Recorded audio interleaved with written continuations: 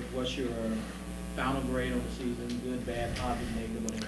No, I'll give us a B because of, having a new system, new coaching staff, joining two groups together. It took us a while to get to where we wanted to get to, but it was still fun getting there. The entire process of what we had to go through, the hard work, the practices, the film, the shoot-arounds, the detail, everything that we had to do. I'm proud of the guys for giving us all they had. What was the toughest part of being a coach in college for the first time? I guess getting used to the losing part. That just comes along with it. I'm not used to losing as many games, it definitely made me better. Every big game that we were in, really wanted to be on the other side of those. Being a competitor and having those games my entire life, you look forward to those games. But that was probably the toughest part is the losses that we had this year for sure. Do you have any regrets, or would you do anything a little differently? I don't have any regrets. I think that the process of everything and how it happened and the timeline was, I guess, the way it was supposed to be. It took guys a long time to get familiar and used to what we were trying to do because you had the seniors that played for Coach Smith last year, and then you had the freshmen coming in with Isaiah Maurice, and it was a lot of different personalities that had never played together and didn't really know each other, and all trying to learn a new system at the same time. Two specific things that I would ask about is, one, figuring out Jeremiah, settling on him as a leader. Should that have happened? No, he was the leader from the very beginning. But putting the ball in his hands and saying, go get it, was that? I think what happened from the summer when they were playing ball and when we got into our actual practice, Alex and Tyler were being so dominant, in those practices that I didn't want to really hold them back from what they deserved. And I said, you're going to earn everything, and they earned the right to be out there in the starting lineup. I felt like Alex was going to be the defender, distributor. Tyler would be able to stretch the floor and help Jeremiah, and Jeremiah would be more comfortable at that other guard spot. But obviously he was more comfortable with the ball, and it ended up working out for the entire team as a whole in the end with the ball in his hands. And in the press conferences, you surprised some people with your candor, with your honesty in the press conferences. Yeah, no, it's. Did it surprise you how quickly that stuff? I mean, I know you're pitting Hardaway and it's going to go big, but does it still surprise you? I remember the one you said to Phil, I'm not going to not send you in trouble here, and by the time the press conference was over, you were in trouble. Yeah, not in trouble, no doubt. Quotes around. Yeah, but I guess, just understanding social media and everything hits big right away. But I am who I am, and I just try to speak the truth about what I see and what I know, and that's about it. It's nothing that's personal with me. It's just that's just how I am. And is it tough as a basketball player? It's all about March. Is it tough when you realize that it's March and you're not playing anymore? Yeah. There's 16 still playing, a few in the NIT. Yeah, it is. It's reality though. It gets you to snap out of wherever you are and say, hey, we want to be there. We want to be there next year. And the NIT was a good experience for us. We got a chance to play two really good teams, San Diego at home and at Creighton, and we extended our season. It wasn't what we wanted overall, but we still got a chance to extend. But, yeah, to be in March and watching, it's kind of hard, especially watching that UCF Duke game. That was hard. That was very hard. With UCF Duke, that's a team that you beat twice by 20. And, you know that I don't know, maybe you could have been out there for one of those. No, I actually respect what Coach Dawkins has done for that school. That group that he had together, that senior-laden group, they've come from being, UCF wasn't really well known. And then to get all the way to where they were, they came into this year being the heavy favorite to win our conference and didn't, but finished really strong. Kind of ran into a buzzsaw with us here at home because we play really well at home. And I knew that they would win their first game because I knew that VCU really didn't have enough for those guys. And then to get into the Duke game, I actually had them doing what they did because it's just the pride that those guys have. They're well coached. They're together. And the game plan that they had was really good. So it was just to see the ending of that, man, that was pretty crucial. How important is the summer for what both adding the players you're going to add, the players you might lose, all that? It's very important because, I'm sorry, Phil, can you just hit the stop up top? Yeah, and I think it's very crucial this summer because now I can lay the foundation and get the culture that I need to get. Every year is going to get better and better. You know, just guys from this year know what's going to happen next year, and so when the guys come in, these guys will be able to say, hey, this is exactly who we are, this is what we're going to do. This is, you know, they're ahead of the game, so it's going to be very crucial for this summer. It seems What like about, this uh, year you almost had higher expectations for this group than a lot of the fans. Mm-hmm. Going into next year, it seems like the fans have, with what you're bringing in, Mhm. really high expectations. What are realistic expectations based on what you've learned from this year and what you know you have and what you still probably need to figure out? Well, just speaking on this year's team first, I felt like if we came together quick enough that we could do some great things, and we just didn't come together quick enough, and we kind of lost some games that I felt like we could have won if we would have been more, you know, together. As far as my expectations for this year, they were real. I felt like we had the talent to do so, and it took us too long to kind of come around. But next year's expectations will be the same. I'm not, you know, taking my mind off any of that. I think that the more talent that you get, you know, the fans are going to be like, all right, we're going to be better and better each year. So, I mean, I hope to answer your question, but my expectations are always going to be high because I feel like with the chemistry and being together, you can accomplish a lot of things. So it's the NCAA tournament. Like you said, it was NCAA tournament this past year. It's the NCAA tournament. Yeah, absolutely, for sure. You made some adjustments on your schedule already. You planning any more adjustments on your schedule going forward, but nothing confirmed yet? I really wanted to, you know, have opportunity to play Georgetown. I wanted to play against Pat and his team, so I really have to get in contact with him. That's probably the only thing right now. Just, you know, I want to play against Georgetown. No Kentucky? Well, the Kentucky thing is kind of just laying there, so I have to leave that up to the athletic director. Those two guys talking. You never know, though.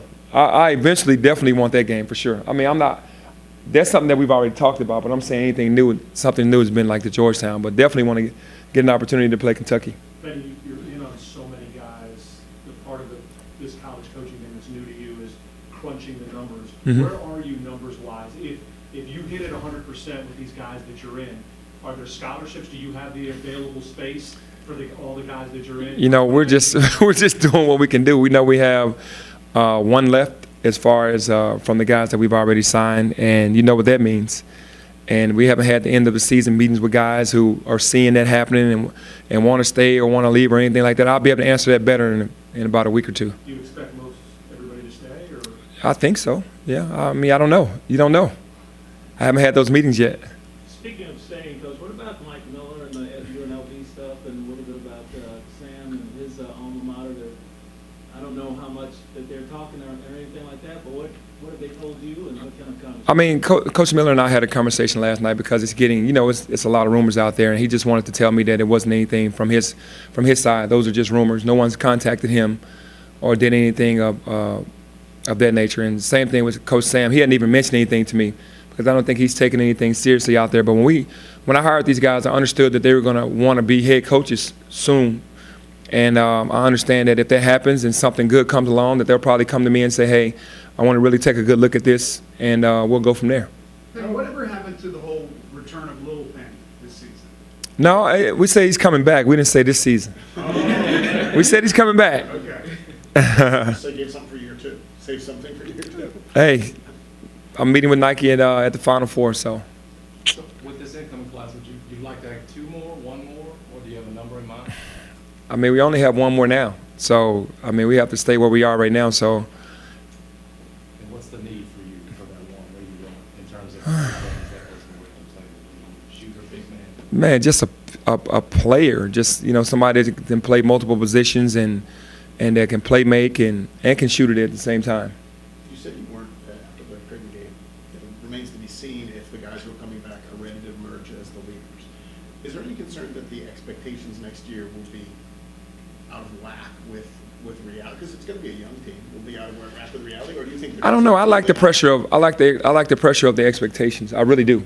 I think that we've seen some things that happen around the country, especially during this time of year, that people don't understand. Nobody even gave UCF a chance against Duke. You know, a lot of situations with the March Madness where teams that are not supposed to win, they win. So anytime during the season, if you come together right with the right talent, and Duke is showing that, Kentucky showed that freshmen can play. You know, they come in and make an impact on the game right away. It's not like they have to wait until their sophomore or their junior years. And the expectations to me are real when you get those type of players on your team. Major impact. Yeah, he's going to have his ups and downs, but because of his athleticism, the attention that he's going to draw, and what he can do defensively and offensively, it's going to be a huge impact. Heading tomorrow night for the McDonald's All-American game.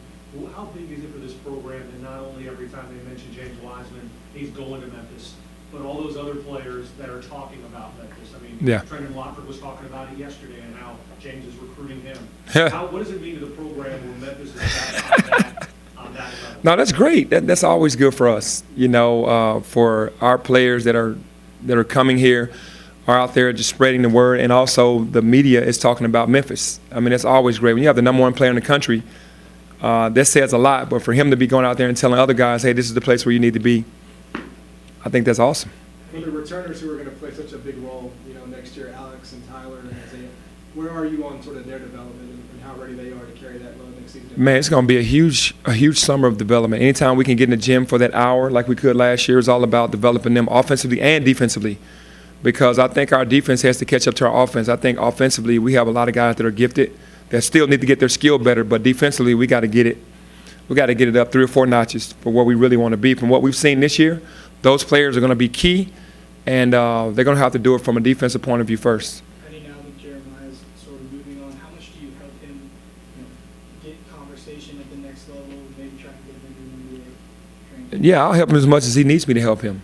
I'm here for him and all the other guys, the seniors that are leaving. But Jeremiah, for sure, if it's training, if it's phone calls, if it's watching film, if it's whatever, I'm here to help him or help those guys. How much weight do you think Wiseman has to put on? How much stronger does he have to be to battle at the next level? I think he can use a couple more pounds, 10 to 15 pounds, but you don't want to take away from his athleticism and his movement. He's a mobile big, he's very mobile, and you don't want him to lose that trying to get bigger. You want him to get stronger, though. Strong is almost as good as getting bigger. He just needs to be able to hold his own down there. How big a role will a guy like Ryan Boyce and Lance Thomas have for this team? That's yet to be seen. They got to come and play. Nothing's going to be given. They got to come and compete. It is what it is. That's the same thing with my son. Those guys got to come and compete and show. Nothing's going to be given. You mentioned last year that Ryan was going on scholarship starting this year. Is that still the case? We don't know yet. We got to talk to his parents. We really don't know yet. Did you have given everything to you with the signing here and then the guys that signed with you, was there like a favorite moment for you or anything that stands out from this past season? Every time we signed the guy that we really wanted to sign, that was a favorite moment. It really was, because when you can get the guys that you want to get, that's saying something, and that's a blessing. But every time we got one of those guys that we were supposed to get, then I'm extremely happy. That was a favorite moment. That's more so than anything that happened on the court? Well, I think overall, from us just being rewarded with the way that we played from the ECU game on, I was proud of that entire month and a half of great work, because we played really good basketball. We lost a close one at UCF, lost a close one at Cincinnati, and then lost a close one at home to Houston. And then obviously we just lost to Creighton, but I'm saying that run that we made during the regular season, it was beautiful to see the guys really come together and stay engaged and then bond together to try to win games to get to the NCAA tournament. And that was all beautiful for me. You came in, you said you wanted to finish the missing piece, which is a national title. Mm-hmm. Is that still Absolutely. That's still the goal, and does it seem more or less possible than when you took this job? No, it seems more real, because I've seen college basketball. I've seen a lot of great teams. I've studied a lot of great teams. We have great teams in our conference, and man, the blueprint is set a lot of with a lot of teams all around the country. What you're going to have to do to beat these teams to get to where you want to go. So with me seeing it, with us seeing it, now we can prepare much better going out there. How do you feel about your shooting going into next season? Do you need more? Do you like the guys that you have? Yeah, I think I think all of our shooting were red shirts and walk-ons, honestly, outside of Tyler. I mean, you got David Winget, you got my son, you got Ryan Boyce and Lance Thomas. All those guys are shooters. Those guys are sitting on the bench this year. So you're gaining a lot of shooting going into next year, for sure. Are you aiming to get a medical red shirt for David? Yeah, that's what we were aiming for sure, to do a medical for David so he could get that year back. How's he look since you've been? He's gotten much stronger. He's gotten bigger. He definitely has a different mindset. It was good for him to kind of watch the season and see how it was and see the league and see all of the great teams that we played. And that's the reason why we played that schedule, because we wanted to beat those teams, but we also wanted to see what the best of the best looked like.